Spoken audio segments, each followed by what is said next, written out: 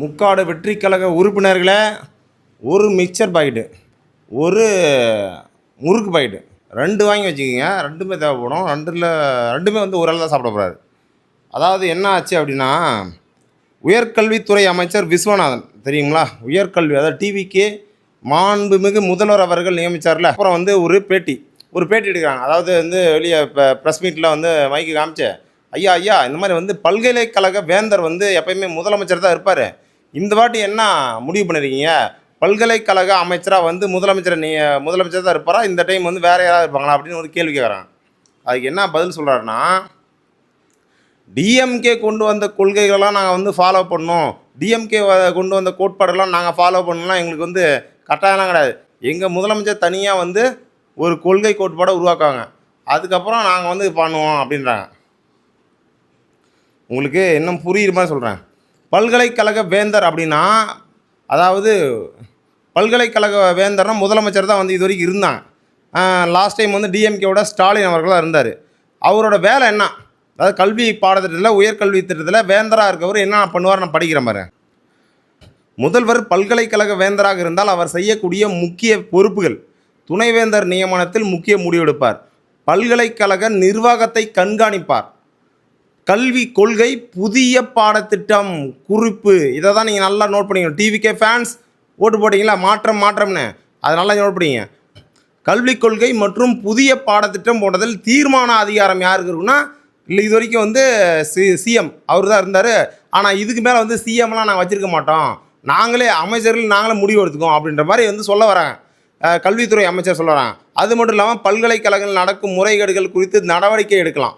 இதையும் வந்து சிஎம் தான் பண்ணணும். பட்டமளிப்பு விழாக்களுக்கு தலைமை வகிப்பார். ஏதாவது வந்து மிகப்பெரிய அளவில் வந்து சாதனை புரிஞ்சுக்காங்க, இந்திய அளவில் தமிழ்நாடு வந்து பல்கலைக்கழகங்களில் வந்து ஃபஸ்ட்டு மாணவர்கள்லாம் வந்திருக்காங்கன்னா அதுக்கு வந்து அவர் தான் வந்து ப்ரைஸ்லாம் கொடுப்பார். அதுக்கப்புறம் மாணவர் நலன், அரசு நலன் திட்டங்களில் ஆகியவற்றை நேரடியாக இணைக்க முயற்சிப்பார். புரியுங்களா? மாணவர் நலன், அரசு நலத்திட்டங்கள். புரியுங்களா? இது வரைக்கும் அந்த நான் முதல்வன் இந்த மாதிரி நலத்திட்டங்கள்லாம் இருக்குல்ல, அந்த நலத்திட்டங்கள்லாம் இருக்குல்ல, திமுக கொண்டு வந்தது அந்த மாணவர்களுக்கான நலத்திட்டங்களை நேரடியாக மாணவர்கள்ட்ட கொண்டு போய் சேர்க்கறதுல முக்கிய பங்கு, முக்கிய வேலை, முக்கிய பொறுப்பு அது முதல்வருக்கு தான் இருக்கும் அப்படின்னு இருக்குது. அரசு மற்றும் பல்கலைக்கழகங்கள் இடையிலான ஒருங்கிணைப்பை எளிதாக்கலாம். புரியுதா? ஒருங்கிணைப்புனா என்ன உங்களுக்கு புரியுதா? அதாவது கம்யூனிகேஷன் எதுவாக இருந்தாலும் ஃபஸ்ட்டு வந்து மாணவர்களுக்கு முக்கியத்துவம் கொடுத்துட்டு அதுக்கப்புறம் தான் வந்து மற்றவங்களாம் வந்து பள்ளி மாணவர்கள் தான் வந்து ஃபஸ்ட்டு மேம்படுத்த, அவங்கள வந்து உயர்த்த தான் பார்ப்பாங்க அந்த அரசு. அது வந்து அதுக்கு வந்து சிஎம் தான் சிஎம் பொறுப்பில் இருக்கிறனால அதை வந்து எடுத்து பண்ணுவார். மாநில அரசின் கல்விக் கொள்கையை பல்கலைக்கழகங்கள் நடைமுறைப்படுத்த உதவலாம். இதெல்லாம் புரிஞ்சுங்க. மாநில அரசின் கல்விக் கொள்கையை புரியுதுங்களா? இது 2 பாயிண்ட் நல்லா ஞாபகம் வச்சுங்க. மாநில அரசின் கல்விக் கொள்கைன்னா நம்ம வந்து இப்போ படித்து நம்ம தமிழ்நாட்டில் இருக்க மாணவர்கள்லாம் இந்திய அளவில் தமிழ்நாடு பல்கலைக்கழகங்கள் தான், தமிழ்நாடு பல்கலைக்கழக மாணவர்கள்லாம் முதல் இடத்துல இருக்காங்க. அப்படி முதல் இடத்துல இருக்கிறதுனால தான் இவன் சுயமாக சிந்திக்கிறான். அப்படி முதல் இடத்துல இருக்கிறதுனால தான், அப்படி நல்லா படிக்கிறதுனால தான் இவன் சுயமாக படித்து முன்னேறான். இவன் வந்து தற்குறித்தனமாக இருந்தால் கூட யோசிக்கிறான். இவன் டிவிக்கு பிஜேபிக்கு ஏதாவது வந்து ஒத்துவதுனாலோ இல்லை வந்து ஏதாவது சங்கீத்தனமாக பண்ணாலோ இல்லை ஒரு ஜோசியரை கொண்டாந்து வந்து மிகப்பெரிய அதிகாரி இதில் ஒட்ட கேள்வி கேட்குறான். அந்த கேள்வி கேட்குறதுக்கு வந்து யார், எது முக்கியத்துவமாக இருக்குது? இந்த படிப்பு. அந்த படிப்பை வந்து இவங்ககிட்ட பிடிக்கணும். தமிழ்நாட்டு மக்கள்கிட்ட பிடிச்சி ஒரு சங்கீத்தனமான ஒரு படிப்பை உள்ளே நுழைக்கணும். பிஎம்ஸ்ரீ அப்படின்ற ஒரு இல்லை 3 மொழி கொள்கையை திணித்து அதுக்கப்புறம் வந்து இந்திய இங்கே எல்லாம் இந்த அரசு பல்கலைக்கழகம்லாம் அரசு கல்வி நிறுவனங்களில் எல்லா இடங்களையும் வந்து கட்டாயமாக்கிட்டா அப்போது இங்கே வந்து வடக்குலேருந்து வராங்களே, அங்கே பல க்ரைம் பண்ணிட்டு இங்கே வந்து படிக்க வராங்களே, அவங்களாம் க்ரைம் பண்ணிட்டு அவங்க பிள்ளைய இங்கேயே பெற்று ரோட்லலாம் இங்கெல்லாம் வந்து அங்கங்கே சந்து முதல்ல இருப்பாங்க. அவங்களாம் என்ன பண்ணுவாங்க, இந்தி இங்கே ஃப்ரீயாக கற்றுறாங்க. போய் அரசு பள்ளியில் பல்கலைக்கழகம் போய் படிடாசா அப்படின்னு சொல்லிட்டு அவங்க அங்கே இங்கே இந்திக்காரங்களாம் பல க்ரைம் நடக்குது.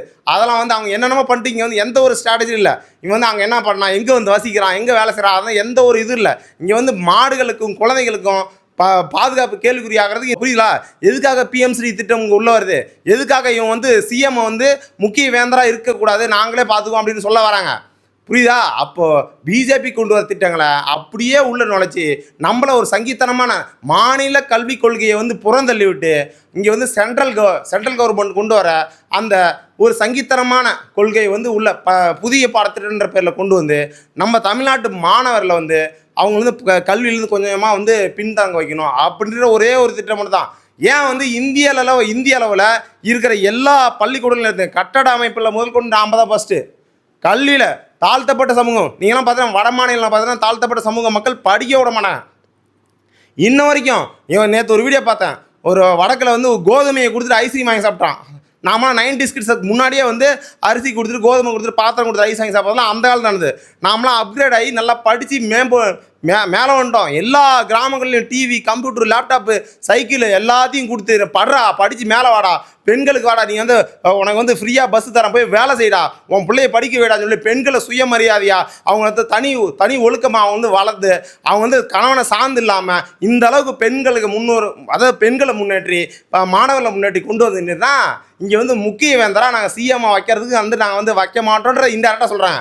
சிஎம் இருந்தால் இங்கே வந்து பாடத்திட்டம், கல்வி பாடத்திட்டம், புதிய கல்விக் கொள்கை எதுவாக இருந்தாலும் அவரை தாண்டி அவர் சைன் போட்டால் தான் வரும். இங்கே வந்து புதிய பாடத்திட்டத்தை எல்லாத்தையும் நாங்களே அப்படிலாம் அந்த டிஎம்கே சொல்கிறதெல்லாம் நான் ஃபாலோ பண்ண முடியும்னா நீங்கள் எதுக்கு வந்து வந்தீங்க? நீங்கள் வந்து பிஜேபி அரசாங்கம் கொண்டு வர எல்லா திட்டங்களையும் கொஞ்சம் கொஞ்சமாக இது பண்ணி இப்போ வந்து எல்லாத்தையும் கனெக்ட் பண்ணி பாருங்கள். டிஎம்கேலேருந்து ஒவ்வொரு இன்னைக்கு பிரணாய் அவரோட வீட்டில் இருக்க கேரளாவில் முன்னாள் முதலமைச்சர் இருக்கார்ல, அவர் டிஎம்கே ஸ்டாலின் அவரெல்லாம் என்ன ஒன்றா சேர்ந்து தான் பிஜேபியை மிகப்பெரிய அளவில் எதிர்த்து மிகப்பெரிய அளவில் ஸ்ட்ராங்காக நின்றுட்டாங்க. அப்படி ஸ்ட்ராங்காக இருந்தவங்களை வந்து உடச்சி விட்டுட்டு அவங்கள தோக்கடிச்சிட்டு இங்கே டிவிகே மாண்பு முதல்வர் விஜய் அவர் வந்திருக்காங்க. அங்கேயும் வந்து அங்கே முன்னாடி இருக்க அந்த முன்னாள் சிஎம்முக்கு இன்றைக்கி ரைடு போகுது. அதே மாதிரி தமிழ்நாட்டிலையும் முன்னாள் திமுக, அதாவது எனக்கு எதிராக வந்து கூட்டத்தை சேர்க்குற நீ பிஜேபிக்கு எதிராக அப்படின்னு சொல்லி அப்போ இவங்களை தோக்கடிச்சு விசிகா வெளியிழுத்தாச்சு, கம்யூனிஸ்ட் வெளியிழுத்தாச்சு. இப்போ இவங்களுக்கு அடுத்து ரைடு விடுவாங்க. என் கெஸ்ஸு கரெக்டுனா முக்காடு வெற்றி கழகத்தின் சார்பா நீங்கள் எழுதி வச்சுக்கிங்க. அடுத்து திமுகவோட ஒவ்வொருத்தவங்க வீட்லேயும் வந்து ரைடு போவோம், ஒவ்வொருத்தர் அதான் போவோம். இங்கே வந்து அரசு அதிகாரியாக வந்தவங்க எவனுமே வந்து கொள்ளையடிக்காமல் இல்லை. இப்போ டிவிக்கு வந்திருக்காங்க, அதான் போன வீடியோவில் போட்டேன். அதாவது எலெக்ஷன் நிற்கிறதுக்கு முன்னாடியே வந்து லட்சக்கணக்கில் பையில் வாங்கியிருக்காங்க. இப்போ எவனுமே அரசியல்வாதி எவனுமே வந்து உத்தமலாம் கிடையாது. டிஎம்கே ஆகட்டும், ஏடிஎம்கே ஆகட்டும், பிஜேபி எவனுமே உத்தமம் கிடையாது, எல்லாம் கொள்ளையடி தான் வச்சுருப்பாங்க. அப்போது இங்கே வந்து என்ன பிஜேபியோட திட்டங்கள் ஒன்று ஒன்றா செயல்படுத்துறதுக்கு தான் இந்த ஒரு ஸ்ட்ராட்டஜி வந்து கொண்டு வராங்க. புரியுதுங்களா உங்களுக்கு? இதை வந்து தமிழ்நாடு மக்கள் புரிஞ்சுக்க மாட்டாங்க. இப்போ நம்ம ஓட்டு போட்டு நம்ம வந்து முதல்வர் ஆகிட்டோம். மாண்புமிகு முதல்வர் விஜய் அவர்கள் இந்த மாதிரி எண்ணங்களை வந்து இந்த மாதிரி நீங்கள் தான் பொறுப்பேற்று நடத்தணும். பல்கலைக்கழக வேந்தரா நீங்கள் தான் இருக்கணும், முதல்வர் விஜய் அவர்கள் தான் இருக்கும். அப்போ தான் தமிழ்நாட்டு மக்களோட மாநில கல்வி வந்து பாதுகாக்கப்படும். புதிய கல்வி திட்டம், பிஎம்சி திட்டம் அப்படின்ற பேரில் நம்மளோட கல்வியை இருமொழி கொள்கையை புறந்தள்ளிட்டு மும்மொழி கொள்கைன்னு சொல்லி நம்ம தமிழ்நாட்டு மக்களோட மாணவர்களோட கல்வியை வந்து கேள்விக்குறியாவோ இல்லை பாதுகாப்பற்றதாவோ இல்லை நம்ம இந்த மாதிரி ஒரு சூழ்நிலைக்கு வந்து தள்ளக்கூடாது. அப்படி தள்ளினாங்க அப்படின்னா டிவிகே விஜய் அவர்கள் மாண்புமிகு முதல்வர் விஜய் மேலே வச்சிருக்க இத்தனைக்கணக்கான மக்கள் லட்சக்கணக்கான கோடிக்கணக்கான மக்களோட நம்பிக்கையை உடைச்சி சின்ன பின்னமாக்கிட்டு அரசியலில் வந்து மிகப்பெரிய ஒரு கரும்புள்ளியாக மாறதுக்கான வாய்ப்புகள் நிறைய இருக்குது. அதனால் எப்பயுமே வந்து மக்கள் நாங்கள் சொல்கிற விமர்சனங்களை இது பண்ணி அதாவது பல்கலைக்கழக வேந்தரா முதல்வர் விஜய் அவர்களாக இருக்கணும். அவரோட அனுமதி இல்லாமல் அவரோட அறிவு கேட்டாமல் எந்த ஒரு திட்டங்களும் இங்கே தமிழ்நாட்டுக்குள்ளே செயல்படுத்தக்கூடாதுன்றதான் வன்மையாக நாங்கள் முக்காடு வெற்றி கழகத்தின் சார்பாக நான் வந்து வன்மையாக கண்டிக்கிறேன். இந்த மாதிரி வந்து அமைச்சர்கள்லாம் முதல்ல பேச விடக்கூடாது. ஒரு ரட்டையில் ஜெயலலிதா இருந்தப்போ ஜெயலலிதாவோட அனுமதி இல்லாமல் யாரும் பேட்டி கூட கொடுக்க மாட்டாங்க. அப்பேற்பட்ட ஒரு அரசியல் கட்டுப்பாடு வேணும். அமைச்சர்கள் அங்கே போய்ட்டு தேவையெல்லாம் போட்டு அவங்களுக்கு டிவிக்கே கட்சிக்காரங்களே அவங்களோட பேருக்கு எடுத்துக்கிறாங்க. போய் முறுக்கு பாக்கெட்டு எஸ்பி டேட்டி இப்போ தான் சஞ்சய் தேவ் இதெல்லாம் வந்து ஒரு அறநிலைத்துறை அமைச்சர் போய் முறுக்கு பாக்கெட்டு இது பண்ணிட்டுருக்காரு. சமத்துவம் பகுத்தறி பாதுகாக்கப்படுதா, பெண்ணுரிமை போற்றப்படுதா, கோயில்களில் வந்து எந்த விஐபி அந்த இஷ்யூஸு அங்கே வந்து எதுக்காக அறநிலையத்துறை கொண்டு வந்தோம், அறநிலையத்துறையோட தலைவர் எதுக்காக கொண்டு வந்தோன்னே தெரியாமல் போய் முறுக்கு பாக்கெட்டை தூக்கிட்டு போயிட்டு இங்கே வந்து இப்படி பண்ணுறது தவறு. இதை வன்மையாக முக்காடு வெற்றி கழகத்தின் சார்பாக நாங்கள் கண்டிக்கிறோம்.